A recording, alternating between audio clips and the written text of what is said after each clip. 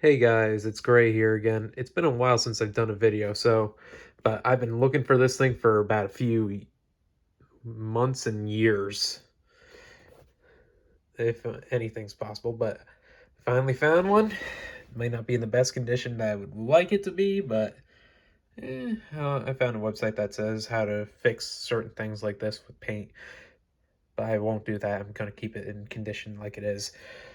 I finally found an Alan Scott replica DC Direct approved battery. Even has a symbol on the inside, lights up and everything. This thing is like awesome. Comes with a ring, comes with like everything. I know this is the Starheart, aka Yalen Gur, as it was shown in this comic. Actually, how the battery actually became what it is.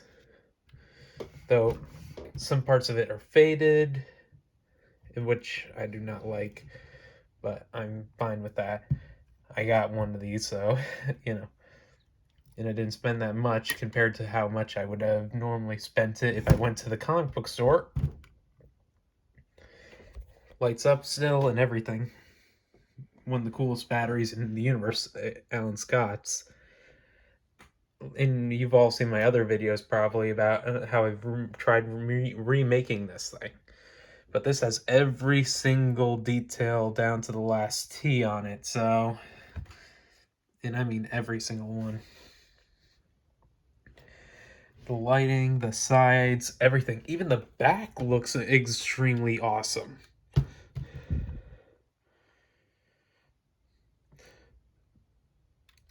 All in all, Alan Scott is still my favorite OG original superhero. No one in the universe is truly as powerful. He could do basically anything he chose to do. He could do basically anything. But the irony is that his lantern, just like every other lantern in the universe, was a living being at one point, which is actually kind of shocking. And this is the reason why Alan Scott can actually use other Green Lantern batteries. Like Hal Jordan's battery one time, he actually was able to use it. Is because the entity that used to be his battery and ring was actually a former Green Lantern Corps member, Yalen Gur, who went crazy and evil after he lost the weakness to the yellow energy, which was kind of awesome. But I still kind of wish that they made another version of the Alan Scott battery before him.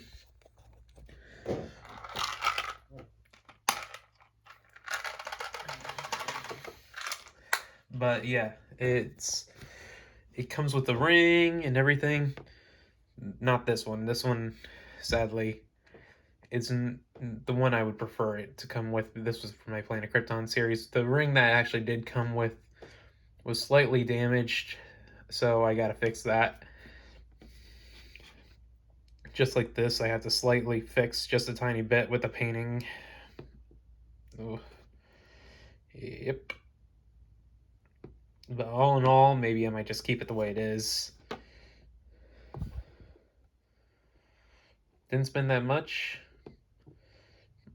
I spent the same amount as I did when I first got this, basically. The Underworld at Sea Green Lantern rings, Alan Scott version, which looks even more realistic alongside this. But you see, this is the actual ring that you're supposed to use on this, not this one. This is for more cosplay or something, or keeping something on the side.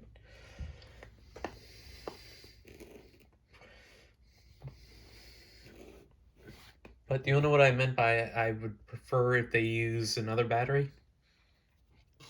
Before Alan Scott's battery looked like this, it did look like something else. As shown in the original comics. Sorry, it's been a while since I've been up this book. it used to actually be a regular old oil lamp before a crazy lunatic from an asylum got his hands on it and reforged it, which gave him back his sanity, and then went to a train and became an actual train lamp, and then found Alan Scott after a train accident, which killed everyone except for Alan because of the lantern being on him at the time. Can you imagine what would happen if Alan Scott never found that battery? Actually, they did that one time, though I'm not sure if it's 100% canon. Yeah, thank you, Dr. Manhattan from The Watchmen.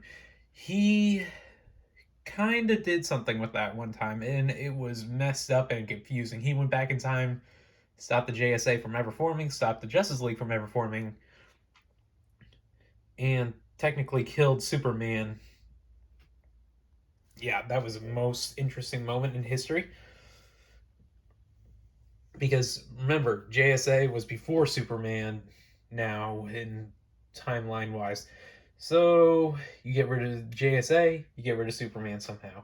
Just like when Barry Allen did Flashpoint. It's you mess with one thing in the past, it messes with everything in the future. You know what? Even though Alan Scott also has the ability to mess with time too, it's kind of a confusing moment, and you would be wondering, hey, this thing has messed with my life so much. Like, I had the ability to make it so that I never got it in the first place, or stop the train accident in the first place before it even happened now. But he went in the other directions. Like, for instance, he went to to Emerald Kingdom Come. He even went to the Earth 32, sorry, Earth 2 series. But yeah, and I did not like that one at all. Not because he was gay, not because he was any of that other stuff, but the suit. Really, you had to mess with the color pattern? Like, look, who do you prefer? The one that literally says, "Hey world, look at me," or the guy that's wearing the regular Green Lantern stuff? He doesn't even have a different symbol. He actually has a Hal Jordan symbol on his chest. Literally, he's not Hal Jordan. He actually has a different symbol altogether. In every universe, he has a different symbol on his chest, but he never ever, ever has a regular Green Lantern symbol on his chest, which kind of ticks me off just a tiny bit.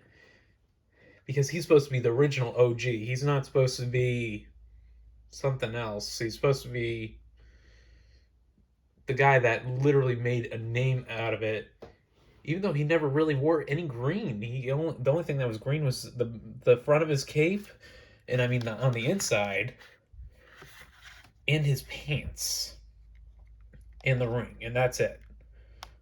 His energy was green, but he was able to manipulate that too. Like, for instance, one time when he was fighting Hal Jordan, and I have that comic somewhere here too, he literally turned his green energy into yellow so he could fight Hal Jordan in a contest to prove who was the real Green Lantern. Hal Jordan lost that fight pretty hard. But all in all, I digress. Alan Scott, you are literally the OG and most powerful out of everybody in the universe. And I love how they updated you a little bit more with the Stargirl series and a few other things in comics. Like, for instance, his weakness used to just be wood. Like, his powers wouldn't work even near the stuff. But now they updated that to his weakness is still wood, but it's because he sets it on fire whenever his power touches it.